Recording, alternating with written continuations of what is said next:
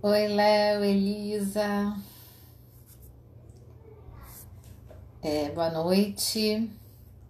Eu tô esperando a Juliana ficar visível aqui pra mim. Oi, Kinan. Já visualizei a Juliana. Vou chamar agora a Juliana para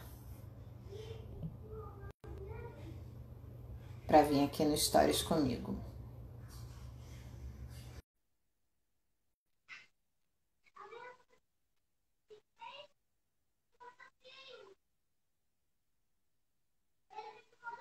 Oi. Enquanto a Juliana vai dando o ok, né, eu vou contextualizando. A gente vai falar especificamente sobre produções infanto-juvenis, tendo a Netflix como referência. Enfim, motivado por uma reportagem que saiu na Folha de São Paulo. Assim que ela entrar, eu vou, enfim, falar um pouquinho sobre isso. Ju, você está aí? Você tem que aceitar esse convite que eu te mandei. Atenção, atenção.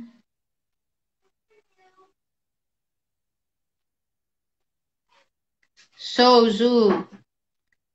Te mandei, eu vou tentar te mandar novamente, ok? Ó, tô clicando em você, vou te adicionar na conversa. Aí você tem que aceitar. Deve ter aparecido alguma coisa aí para você aceitar. Show! Ora sim. Show! E aí, tá me ouvindo direitinho? Ouvindo você e a sonoplastia da sua casa toda. Você vai ouvir Ah, agora. é? Jura? Você tá ouvindo os carrinhos lá fora? A gente ouve barulho de criança, né? Aqui também tem. Ah, vou deixar, vou deixar. Ah, então, eu estava contextualizando, né? Antes da gente começar, só para localizar, para as pessoas não acharem muito estranho, o Instagram ele conta exatamente 60 minutos. Depois de 60 minutos, ele corta, não importa o que a gente esteja fazendo. Então, eventualmente, às vezes a gente está no meio de um pensamento e tal, e aí eu vou tentar ali, ó, acabou o tempo, tchau, até a próxima. E depois vou disponibilizar essa gravação no IGTV. E aí, quem quiser pode baixar, colocar no YouTube ou guardar para si, para sempre, enfim, é livre. Ju, muito obrigada por aceitar o convite, tá? Muito obrigada. Enfim, a gente tem muita interlocução, né? Muita interlocução. Eu aprendo muito com o seu trabalho, acompanho suas pesquisas, tenho uma vontade de pesquisar a cultura pop dentro de um olhar que eu acho que dialoga muito contigo.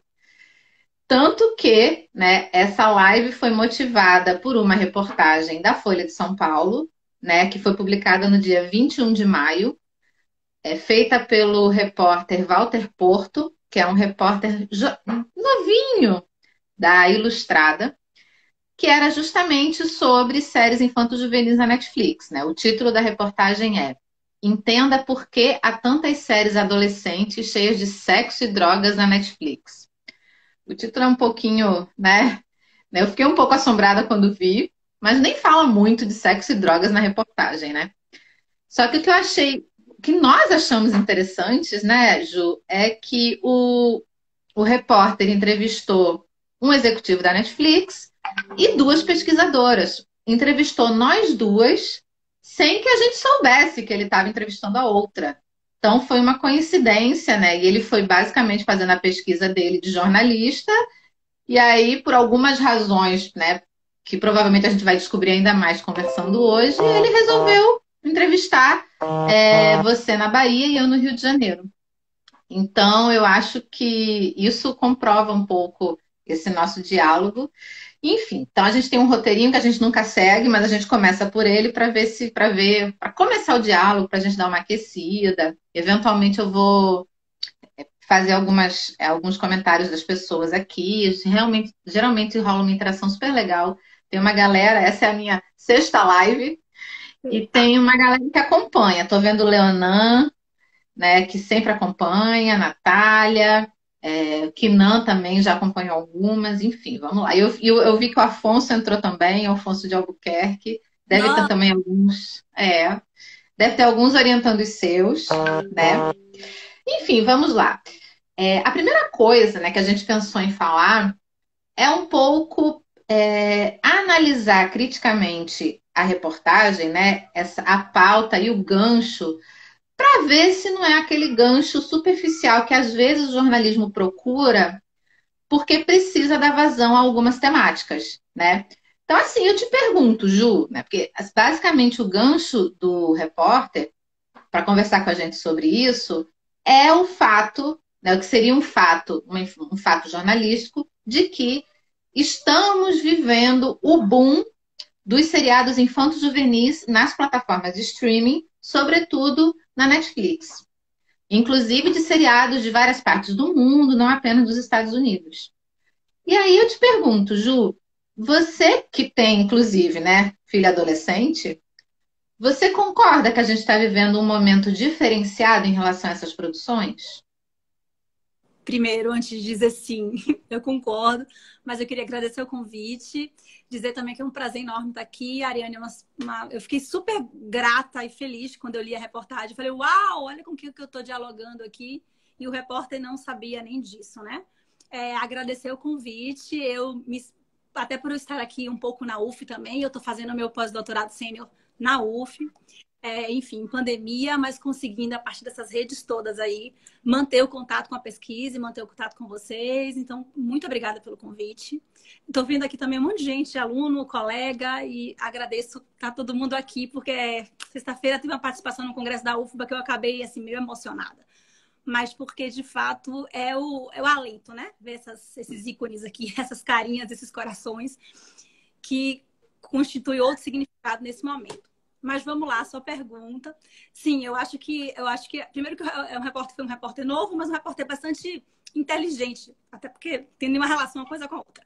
Mas há de fato, né? Primeiro um dado, há um aumento enorme, grande, se a gente pensar na Netflix como produtora, mas das séries streaming como um todo.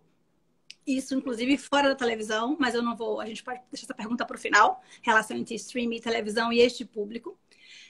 E ele veio com um dado muito interessante, porque eu não tinha me dado conta, né, de que nos últimos tempos foram 4 lançamentos. E lançamentos com coproduções. Então, tinha uma série turca, uma sul-africana e a Ctrl-Z, a sul-africana e a Ctrl-Z, que é uma mexicana, que lançou há pouco tempo. E todas as 4, né, uma turca, uma americana, que é Eu Nunca, a mexicana e essa sul-africana. E todas as 4 um pouco meio que pegando aí carona no sucesso de Sex Education, que é uma série britânica, que foi, acho que no início do ano, uma das séries mais assistidas, né, no streaming pelo Netflix, que aí tem uma relação com Elite, né, 30 Reasons Why, enfim, vai pensar num histórico grande, mas de fato tem um contexto de e aí tem várias razões. E engraçado, quando ele me ligou, eu falei, eu não trabalho com série especificamente. Marcel teve aqui na sua live há uns 2 semanas atrás, ou semana passada, não lembro. Eu Ele assisti. está aí. Ele está O acompanhando. Marcel, ele é um cara que estuda série, trabalha roteiro, pensa a questão da construção narrativa. Não necessariamente eu trabalho com cultura pop, com televisão, com streaming, com plataforma, com juventude. Então eu falei para o repórter, ele falou, não, mas eu quero discutir com você justamente isso. A relação com a juventude, a relação com o streaming, a relação com a própria cultura pop. Eu falei, oba, então vamos nessa. Então a primeira pergunta é sim, né? A gente pode pensar aqui nas razões. Por quê? Não, pode ir falando. Não, eu concordo.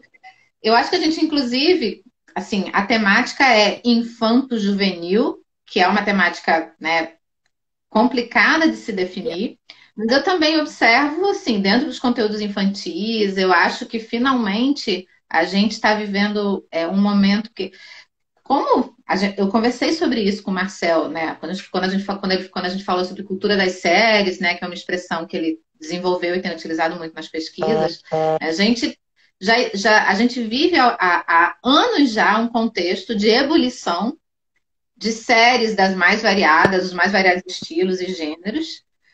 Só que normalmente os olhares são muito voltados para as séries de adulto, para não falar nas séries premium, né? Então, o sitcom acho que é uma coisa menos estudada, por exemplo, do que séries dramáticas e que tem uma relação com alguns canais específicos de televisão por assinatura, etc. Só que dentro dessas produções todas, existe um nicho, que é esse nicho que a gente está falando hoje aqui, que eu acho que é até difícil da gente perceber quando começou a crescer, porque são conteúdos tradicionalmente muito pouco observados dentro do campo das séries, né? Mas eu tenho percebido, assim, não só o streaming me oferecendo, mas as pessoas ao meu redor conversando mais sobre essas produções. Então, pô, quando sai do que a gente está vendo, quando outras pessoas começam a falar, é porque realmente a gente pode estar percebendo um fenômeno que é mais amplo do que o nosso olhar de pesquisador, né? Eu acho que tem, assim, que foi uma questão que eu conversei com o Walter também, tem questões que para mim são muito claras e muito óbvias até, né? Tem uma relação, primeiro que esse termo infanto-juvenil é um termo muito difícil, né? Porque, inclusive, essas séries sobre as quais a reportagem toca nem são infantis, né? Elas não dá nem para categorizar, né? São adolescentes e algumas, inclusive, com, se for censura lá na Netflix, 18 anos. Eu digo que coisa dúbia, né? Uma série que está sendo vendida como para adolescente, uma série teen, mas de conteúdo que está lá 18 anos. Eu já passei por uma saia justa em casa.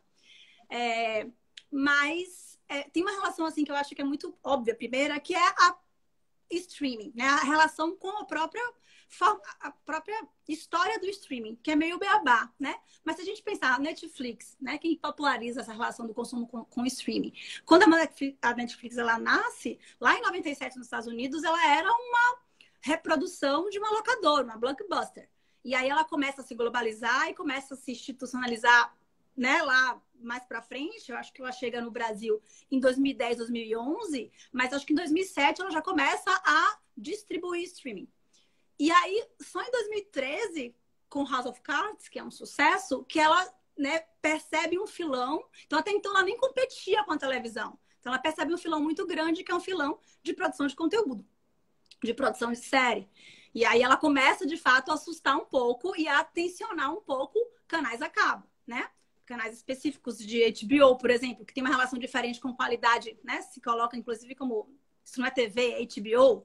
Na relação televisiva, a série tem essa questão do lugar de qualidade. Mas é a partir do momento em que ela começa a ser produtora de conteúdo. E se a gente pensasse, em 2013, é o meu filho, que é um exemplo que eu acho que é bom. Ele tinha 6 anos, 7 anos, mais ou menos. Né? Quando ele começa a consumir. Então, ele não sabe o que é TV aberta. Ele passou pelo TV a cabo e pelo DVD muito rápido. E logo ele já foi fisgado ali, né? Ele está entre a TV a cabo e o streaming. E esse público tem que idade hoje? 14, 15, 16 anos. Então, a Netflix está falando com um público nativo da cultura digital, que é diferente do público de 2013, que é um público de nicho, que é um público já adulto, jovem também, mas que é aquele público consumidor de série.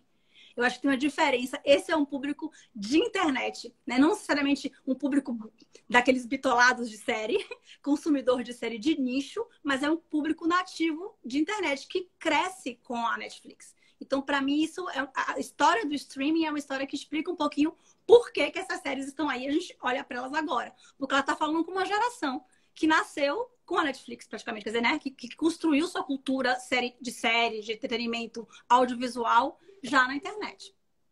Então, acho que essa é uma das razões.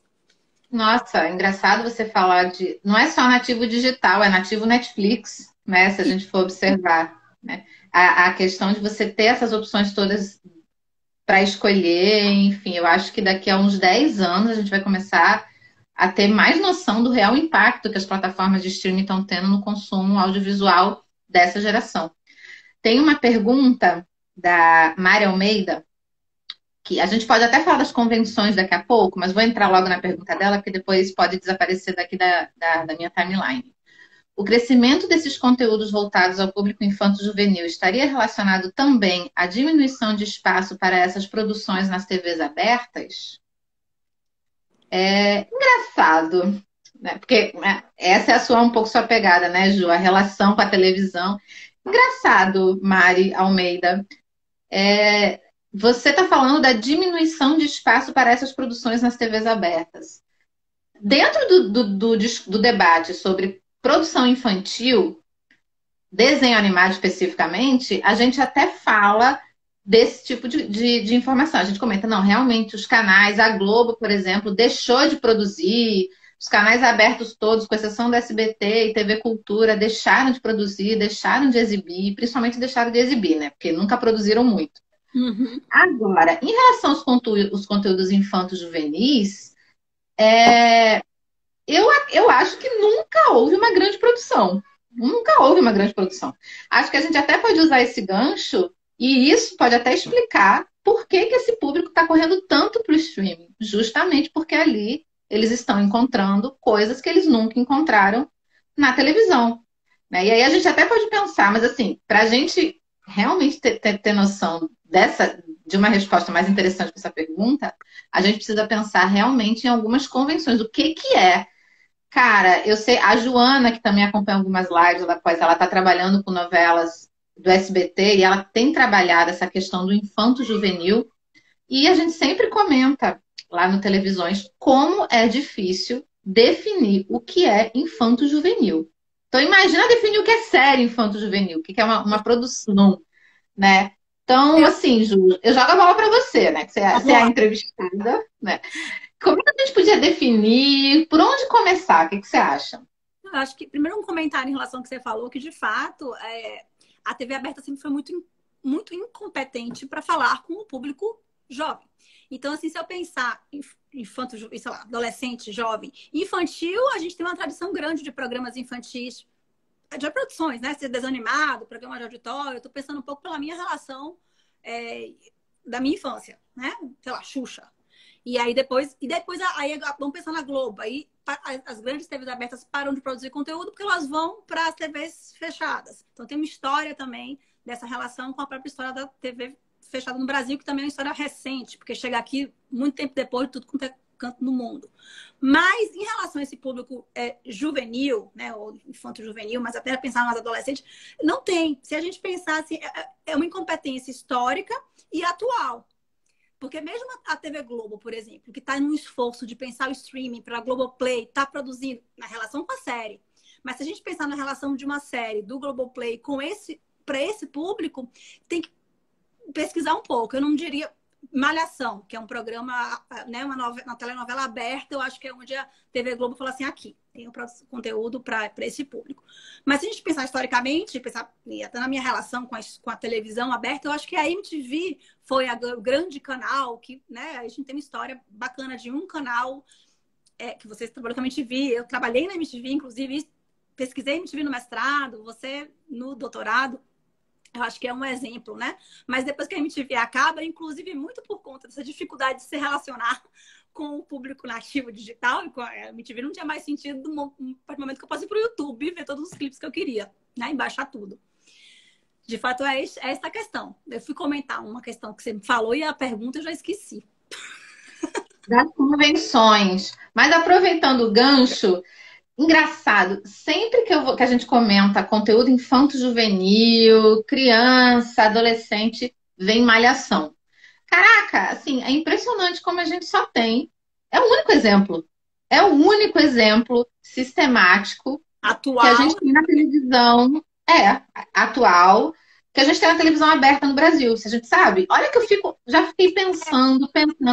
Claro que recente, sei lá, se a gente for pensar em Chiquititas, para pensar aqui na pesquisa, né? Aquelas novelas ou importadas ou que tem versões brasileiras, mas assim, é complicado pensar em infanto-juvenil, porque elas também flertam muito com o infantil. Né? O Malhação, me parece que se a gente for, de repente a gente começa a pensar o que é infanto-juvenil até a partir do que a televisão acha que seja. Né? talvez olhando para a Malhação, a gente consegue perceber o que se pensa sobre infanto-juvenil. Aí são algumas temáticas específicas, mas o ponto é, não tem outro programa, não tem outra coisa. Inclusive, dentro da cultura das telenovelas, né? Até alguns pesquisadores consideram que seja uma soap opera, né? Enfim, mas eu acho que é um dos produtos, inclusive, menos estudados. E acho que é um dos mais longevos da televisão. A gente, pô, eu era adolescente quando Malhação começou, né? Então, né, toda a minha adolescência, toda a minha fase adulta, a Malhação tá ali passando com diferentes formatos, né? Trabalhando diferentes histórias, com lógicas muito diferentes, mas o produto tá ali, fixo na grade, importante. Fora esse, não consigo me lembrar. Até se quem está assistindo lembrar, coloca aí. O Marcelo botou aqui, Poliana. De fato, o SBT, eu acho que desde Carrossel, né? Chiquititas, Poliana, e inclusive o SBT é responsável pelo sucesso dessas figuras, né? Influenciadoras, Larissa Manoela, que foi um outro sucesso, né, de filme no streaming na Netflix, o filme mais baixado, um dos mais baixados também, numa época, sei lá qual. Tava dentro do ranking aí o filme Modo Avião, da Larissa Manoela. Como a Maísa também é uma outra. Eu acho que se a gente pensar assim, eu acho que o SBT até consegue conversar melhor com este público, ainda que a gente possa discutir diversas questões na relação com qualidade, do modo que é feito, etc e tal, mais até do que a TV Globo. Lembrei de Confissões de Adolescente. Da nossa época, né? Que é da nossa época, mas aí realmente era uma coisa bem era juvenil, inclusive, não era para criança, não é como Rebelde ou Chiquititas que criança assiste, não. É Confissões de Adolescente, que foi um marco, né? Pouco falado, mas foi bem importante para a televisão brasileira. Uma coisa que essa matéria reverbera, assim, que não sei quem leu daí, né? Mas que se fala muito, inclusive o subtítulo se abre com isso, é como que é uma fórmula, né? O lead da matéria é mais ou menos assim: bullying, cenário de escola, conflitos amorosos, né? Que série que você está assistindo? Não dá para você dizer, porque isso se repete. Até nessas que a gente falou agora: Malhação, Chiquititas, Carrossel, e aí essas todas, né? Do streaming, Netflix, a maioria gira em torno de um cenário escolar, né? Desse cenário que se repete. É uma fórmula, é uma gramática de se fazer série televisiva para este público que tem história. E aí eu dizia para ele assim, eu penso em Anos Incríveis, por exemplo, que provavelmente você não sei se você viu. Eu era criança, mas era uma série do final dos anos 80, que tinha Kelvin, e todo o conflito dele com relação com um adolescente, né? Mas aí tem Glee, que depois também, enfim, tem um histórico. Isso não é algo novo, né? A fórmula, essa gramática, esse modo de falar dos temas que envolve o ambiente escolar, porque é onde a criança tem a sua autonomia identitária, né? Ela sai da família para a escola e ali é só ela, não tem pai, não tem mãe.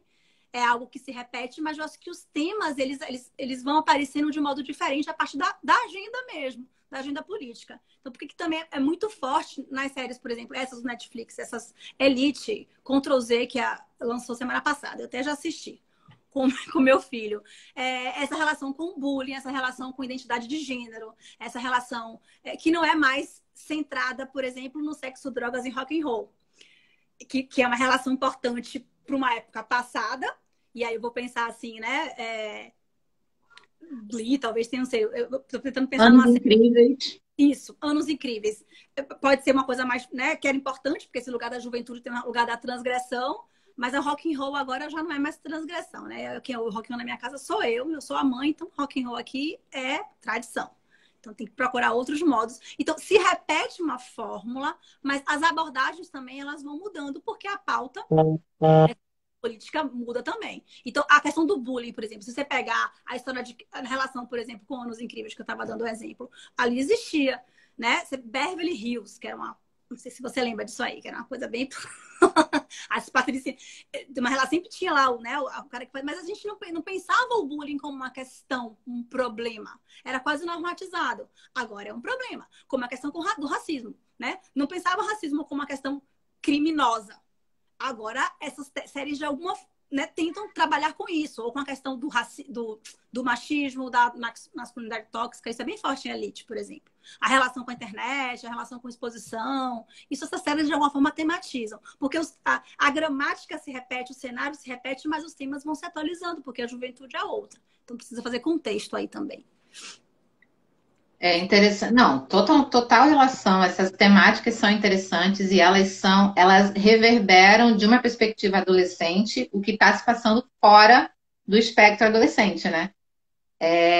Não são coisas que interessam apenas ao universo adolescente. Isso talvez explique uma coisa que o repórter conversou comigo, talvez contigo também, que é o fato de que ele observou que muitas séries dessas não agradam apenas ao nicho, aos adolescentes, mas acabam agradando também aos pais, ou eventualmente a adultos, adolescentes em geral. Ele inclusive, termina a reportagem fazendo uma brincadeira com isso, né? Falando, não se sinta culpado se você assiste a uma determinada série que aparentemente não é para você. Aliás, temática interessante de pesquisa, né? As pessoas que consomem produtos que, a princípio, não são direcionados para elas, né?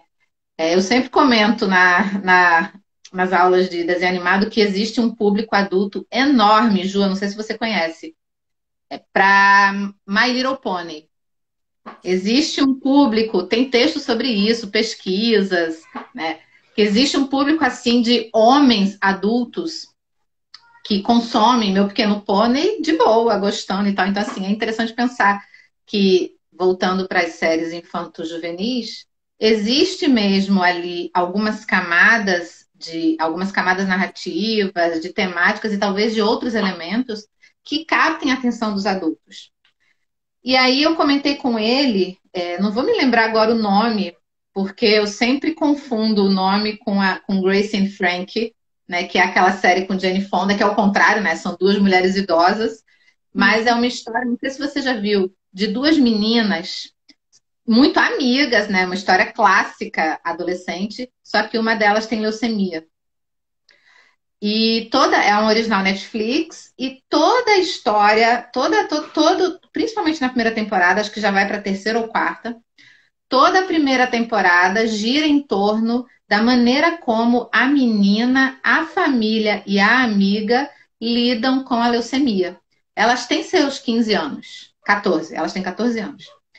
Aí, cara, eu me lembro que a Netflix nunca acerta, falei isso pro Marcel, a Netflix nunca acerta o que eu gosto. Aí, procurando eu mesma o que eu quero consumir, impressionante. O algoritmo não funciona aqui. Né? Acho que ele fica doido com a criança de 5 anos e a mãe de 37. Então, ele fica... E aí, eu descobri essa série. Eu fiz, cara, nossa, uma narrativa de uma protagonista que tem leucemia e tal. E aparecia ela, né, naquela imagem clássica dela sem cabelo, né, no pôster e tal. Ju, eu não tenho adolescente em casa. Eu comecei a assistir a série, fiz, cara, que interessante. Eu quero. Aí, minha espectatorialidade, eu preciso saber isso. Não sei, assim, Deus me livre, guarde, mas assim, isso é uma coisa que permeia meu universo. Eu quero saber. Eu quero ver uma experiência assim, eu quero saber como é que é. Fora que é uma narrativa que eu nunca tinha visto, achei bem original. Gente, não é comum, não é mas comum. Eu acho que tem, assim, é tanta coisa, né? E às vezes, ao mesmo tempo que é tanta coisa, é nada. Porque às vezes você fica também ali e fala, não quero, já vi, não. Os algoritmos são muito controversos, a gente sabe disso, né? Controvérsia é o que o algoritmo mais tem, mas aí é um outro papo. É Alex e Katie, essa série. Eu Isso. acho que ela é interessante, sim. Eu também já assisti séries assim que são. Eu sou esse povo intelectual, vou dizer aqui, né? Go, viva do seu jeito. É uma série, não é do Netflix, mas Netflix foi um sucesso. Minha filha amou, ela tem 8 anos, e eu me vi ali me reproduzindo as minhas infâncias dançando Footloose no meu quarto. Então, assim, de alguma forma, né?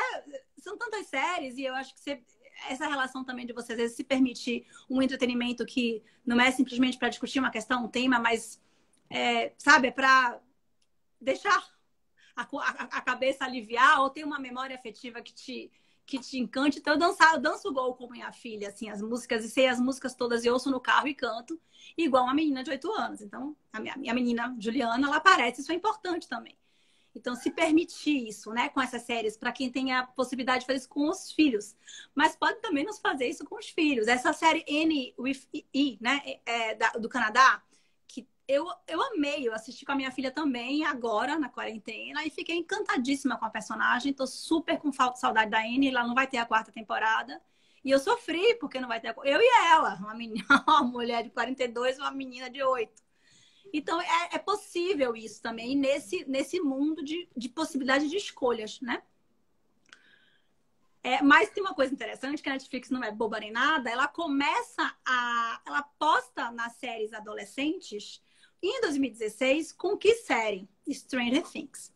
Que é uma série que ela vai buscar justamente essa historinha que eu estava falando aí da formação do streaming, né? Esses dois públicos. Então, ela aposta numa série adolescente, mas dentro de toda uma ambiência dos anos 80.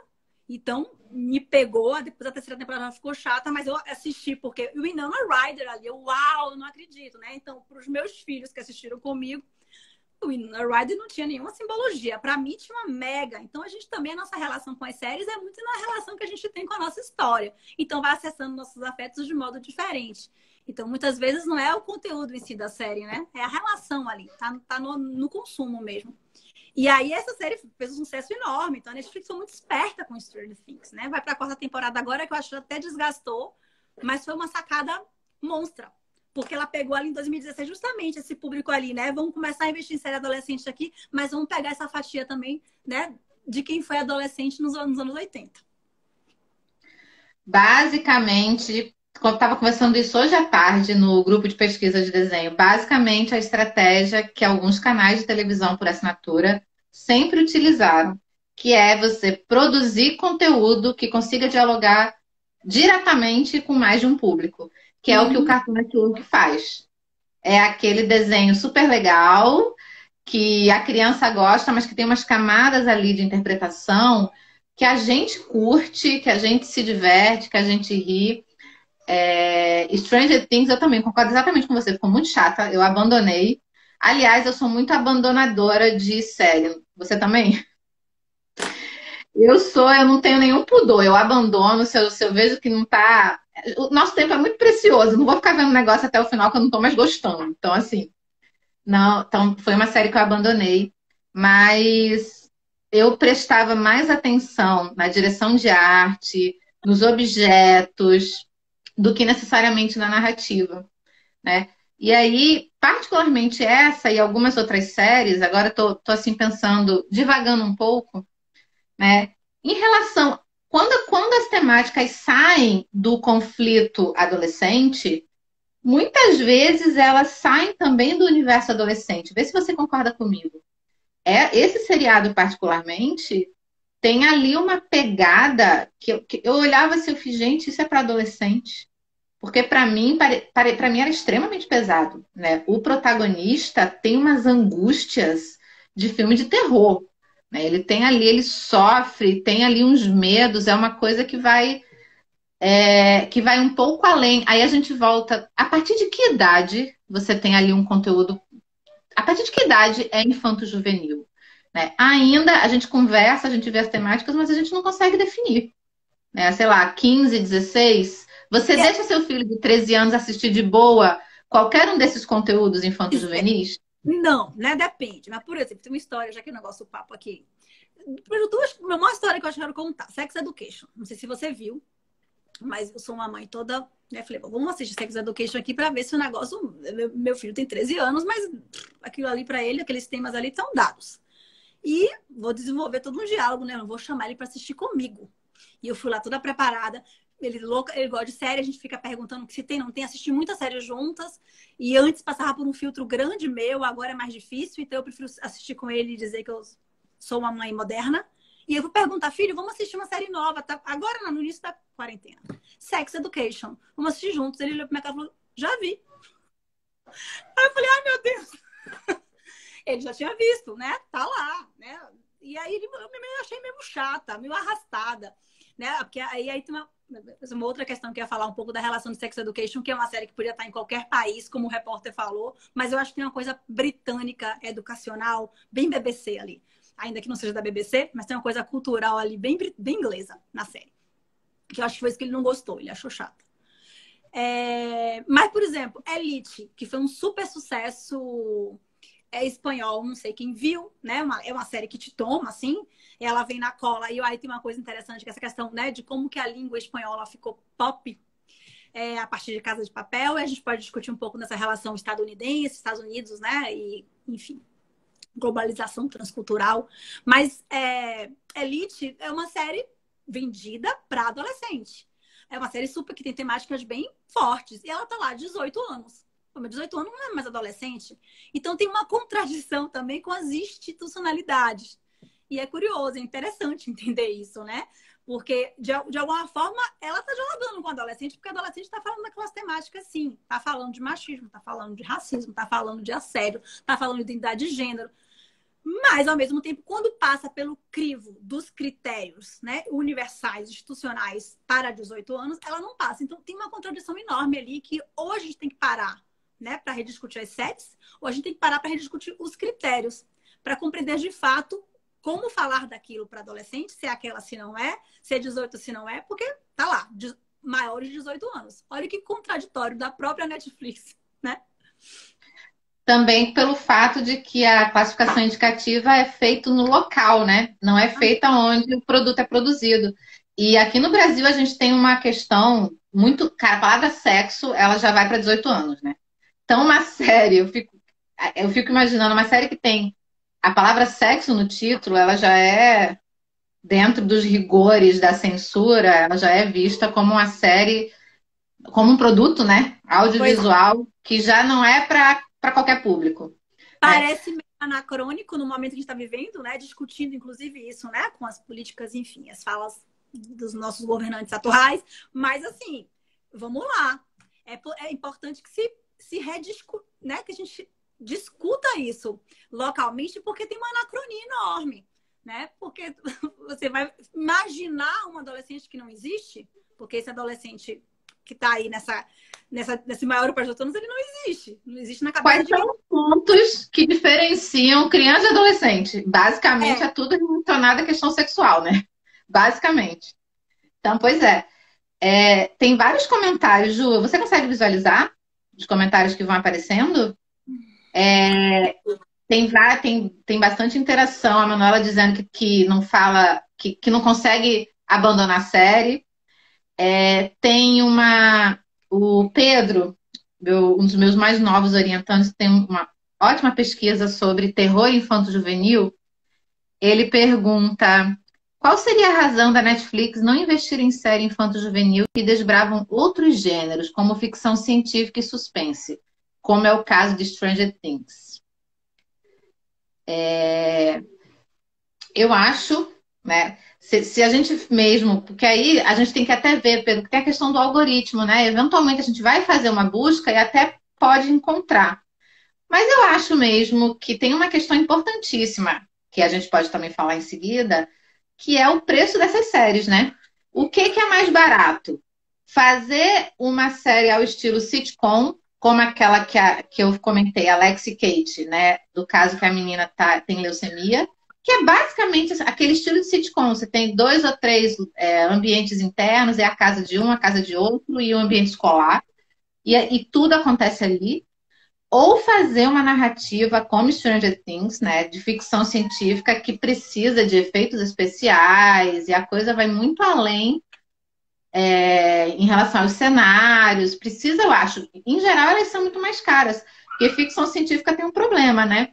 Ela flerta com o trash, não é problema, mas enfim, ela flerta com o trash. E às vezes, né, esse limite pode fazer com que a série seja considerada esquisita, dependendo do lugar onde ela é exibida. E aí. E tem uma questão mercadológica, você está certíssima. Né? Se a gente pensar nas séries para adultos também, existem séries, né, muito boas, eu adoro. Mas não são também tantas. Não é um gênero barato.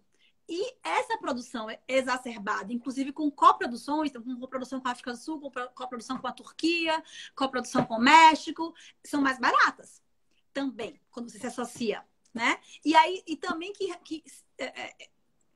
economiza um pouco o cenário nesse ambiente escolar, porque aí também você reduz as locações. Então tem uma questão mercadológica também aí por trás, mas talvez esteja faltando mesmo, assim. Os meus filhos, a minha filha de 8 anos, ela ama Stranger Things. Foi um conflito ético para mim deixar, porque eu tinha susto com a série. Achei que ela poderia, né? Ela é fã, só fala na quarta temporada, enfim.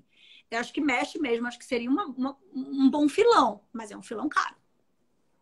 É um filão caro. E voltando, pegando esse gancho das séries não estadunidenses, né? Uma coisa que chamou a atenção do repórter foi justamente essa necessidade, a existência, né? Não necessidade, a existência das séries de outros lugares do mundo que não apenas os Estados Unidos. Eu acho que ele deve ter conversado sobre isso com você. Você deve ter dado exatamente a mesma resposta que eu. Eu fiz, olha só, não é porque a Netflix quer ser boazinha e representar o mundo, não, meu filho. É basicamente, neste caso específico, prioritariamente é porque é muito mais barato. É muito mais barato. E existem muitos contratos de países asiáticos, por exemplo, da Índia, que é o combo. Você compra um filme e leva não sei quantos juntos, né? Que é um modelo de negócio que os Estados Unidos usam, aquela estratégia do SBT, né? De comprar aqueles filmes para cinema em casa e ter umas produções que ele passava de madrugada, que ninguém entendia nada porque aquela produção está passando naquele horário, porque ele tinha que comprar aquele combo, né?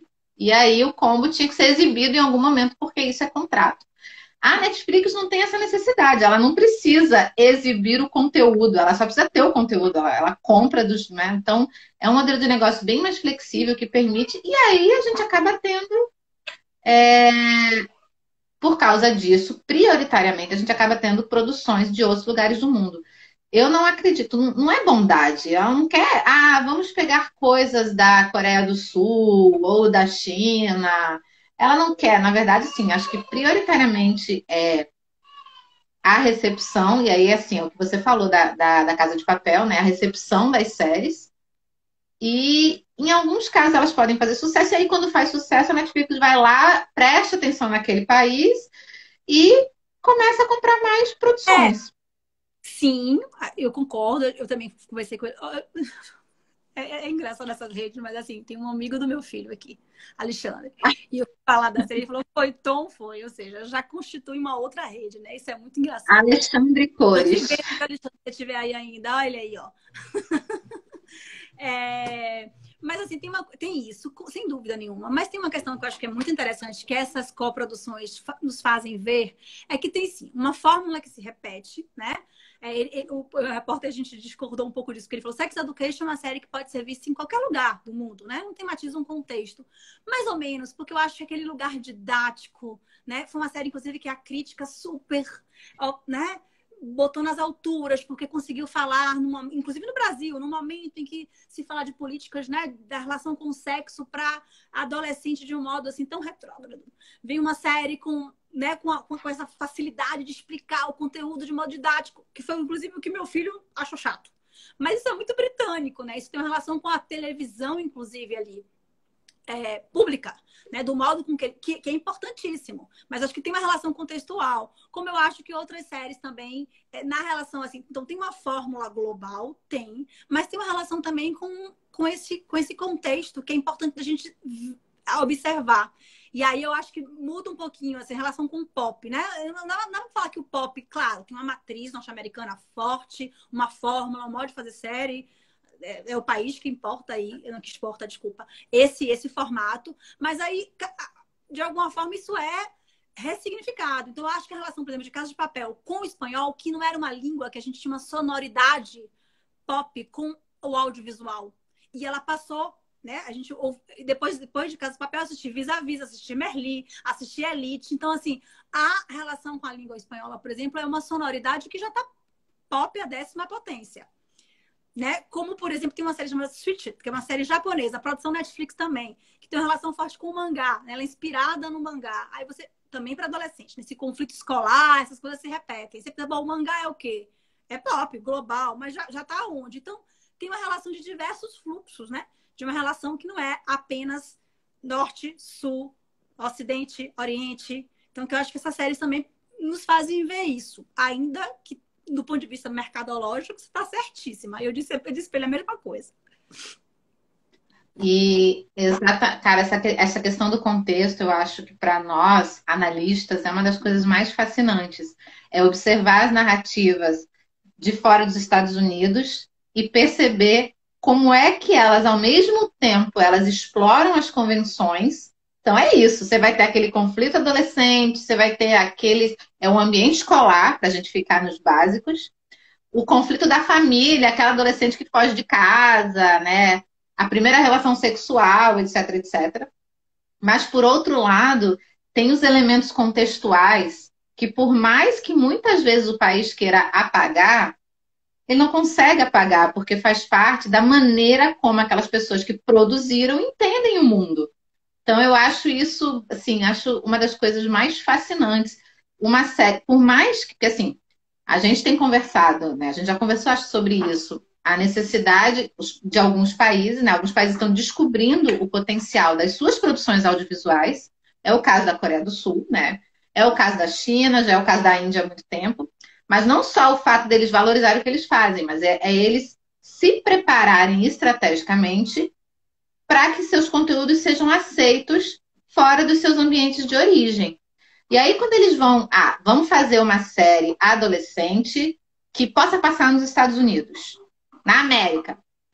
Então tá, então assim, eles vão pegar as convenções, eles muitas vezes reproduzem de propósito, conscientemente, não vamos pegar esse elemento, esse elemento, esse elemento. Mas nunca vai ser a mesma coisa. Nunca. Então, a maneira como lida com os elementos nunca vai ser.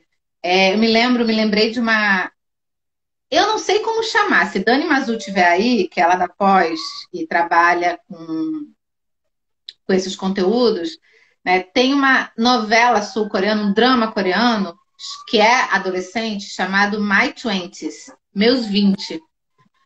E eu chamo de novela porque ela é extensa, muito extensa. Cada episódio tem seus 50 minutos, assim, é muito longa. Eu assisti a primeira temporada inteira, são 2. Não sei se tem mais, mas eram 2. E é basicamente a história de umas meninas, 6 meninas, que dividem o mesmo ambiente, moram na mesma casa, num pensionato. E é isso, e cada uma tem sua realidade, tal, tal, tal. E aí, assim, é uma narrativa, né, que a priori, como disse o repórter em relação a Sex Education, poderia estar em qualquer lugar. Realmente, né? Meninas dividindo e tal, tal, tal.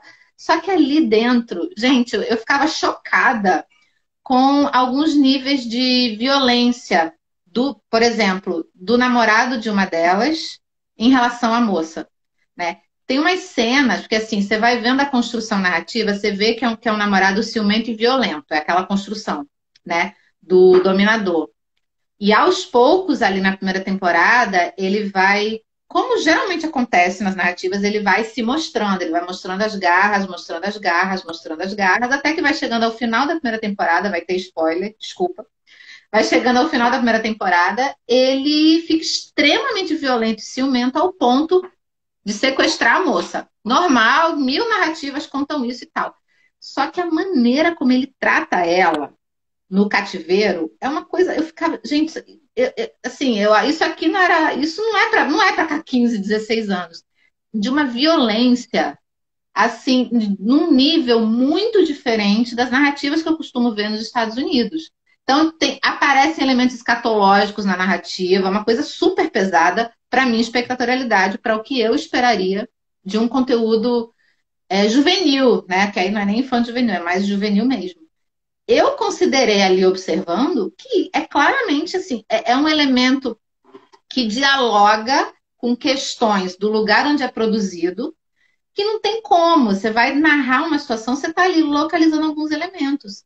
E aí, conversando com alguns pesquisadores do Midiásia, né, do grupo de pesquisa em cultura asiática, realmente existe uma questão na relação homem-mulher, né, do machismo, que tem outras vertentes que é diferente daqui. E isso necessariamente acaba aparecendo na narrativa. O que é fascinante, né? Então, assim, nunca vai ser pasteurizado e igual em qualquer lugar do mundo, né? Então, isso é fácil E de. tem, e tem diversas camadas, assim, eu acho que, por exemplo, eu fiquei pensando aqui, alguém falou aí que adorou Ctrl Z, eu não sei quem foi, que é essa que lançou esse mês passado. Eu não vi ainda a sul-africana, tá na minha listinha aqui, que é a Sangue e Água. Não sei se alguém viu aqui, vocês me falam se é boa. Mas com o Trozeiro já vi, né? É uma narrativa, é uma mexicana, e é interessante ver do ponto de vista plástico também, né? O quanto que tem uma linguagem bem, vamos lá, videoclíptica, né? Essa coisa, mas muito colorida, né? Então, até o modo de falar, vestir, eles fazem uns grafismos. E é uma série que debate um tema importante, que é essa relação de exposição das mídias sociais, enfim. Tem toda uma relação que eu acho que é importante. Mas eu lembrei da Merli, por exemplo. Né? Merli é uma série que não necessariamente está nesse exemplo, né? É adolescente e adulto. Não é uma, mas é uma série que se passa no ambiente escolar. E para o público mais, aí é mais juvenil, menos infantil, mas é uma série que não tematiza isso, mas tem aí como cenário uma relação interessante sobre a questão lá da Catalunha, relação política, né? Ela inclusive, isso aparece muito na série. Então, de um contexto local, global, enfim, que eu acho que é um tema importante ali. Quando você assiste a série, é uma série que eu super recomendo. Eu amo Merli. Acho que todo professor tem que. Nossa, tudo E, é, professor. e é Não, uma né? o meu filho assistiu, né? Ele tem 13, mas eu fiquei lá insistindo, insistindo, e aí a gente conseguia assistir junto e debater as questões filosóficas que o Merli leva para a série. E tem esse ambiente juvenil, que foi o que atraiu ele. Então, de alguma forma, quando a série é bem construída e ela consegue dialogar com esse outro público, né? A gente vai entrando por diversas chaves na série. E isso é bem interessante. Nossa, Merli é muito fofa e é uma série que termina direitinho, sabe? Que ela, assim, até a gente fica meio nostálgico quando acaba, né? Concordo plenamente. Merli é uma série e não é uma série tão cara, né? Assim, eu acho muito legal quando a série não precisa de muita coisa e consegue passar tanta informação, tanta coisa para pensar. Acho muito. Ó, tem mais alguns comentários. Já estou me acostumando até com o alemão depois de Dark. Hum, Interessante isso, né? Interessante, né? E essas produções de vários países também é uma forma da Netflix se diferenciar. Em um mundo no qual ela passou a ter concorrentes diretos como a Amazon, Hulu e Disney Plus, que só tem séries dos Estados Unidos. É, inclusive ela foi obrigada a comprar de outros países também e de desenvolver suas originais, também porque, né, Ju, muitas empresas como a Disney estão desenvolvendo seus próprios streaming e estão retirando seus conteúdos da Netflix, né? Então ela tem que investir. A Maiara, pequena viajante. A Coreia parece estar fazendo exatamente isso. Os K-dramas mais antigos que assisti normalmente eram ambientados metade do tempo na Coreia e metade no exterior. Agora, os novos K-dramas da Netflix estão focados em mostrar a Coreia. Você sabe que eu também observo isso nos conteúdos indianos, Maiara. Tem muito filme indiano que começa na Índia e vai para outro canto ou uhum. começa em outro lugar e vai para a Índia. Geralmente eles ficam no anglofônico, assim, eles estão na Inglaterra e vão para os Estados Unidos, vão para a Índia, estão nos Estados Unidos e vão para a Índia. Realmente é uma estratégia para chamar os vários públicos, né? Acho que é uma estratégia recente que, assim, infelizmente, no contexto atual que estamos vivendo, vamos ver se isso vai permanecer, né? Porque depois que a gente passar o que nós estamos passando, né, acho que as viagens e os fluxos globais físicos das pessoas, né, vão sofrer modificações. Ju, você acha que o momento que a gente está vivendo, de alguma forma, está trazendo algum tipo de impacto para o que a gente consome no streaming? Será que a Sim, gente consegue fazer alguma relação? olha, eu acho que essas perguntas estão aparecendo, né? Todo lugar que eu estou indo enfim, conversar com pessoas pelas telas, aparece isso, né? Você acha que vai, as lives, estava falando das lives, vai continuar? Eu acho que é difícil você pensar, né? Tá sendo difícil pensar porque é tudo tão nebuloso, né? Então, prospectar, a gente faz nossa projeção, inclusive como pesquisador, a partir de, né, projeções futuras, e são várias, de várias vertentes. tá num momento agora que as coisas estão meio movediças, assim. É um futuro muito nebuloso. Mas se a gente pensar no presente, porque a gente tem que pensar no presente para pensar nesse futuro, eu acho que há um aumento desse consumo, ao mesmo tempo a dificuldade de produção, né? Quando as séries, como não sei se é a animação, por exemplo, que você assiste, vai ser uma saída aí para pensar a produção de séries, né? Produções locais também que exijam menos tráfegos, enfim. A produção, de alguma forma, do setor audiovisual vai ter que se reinventar.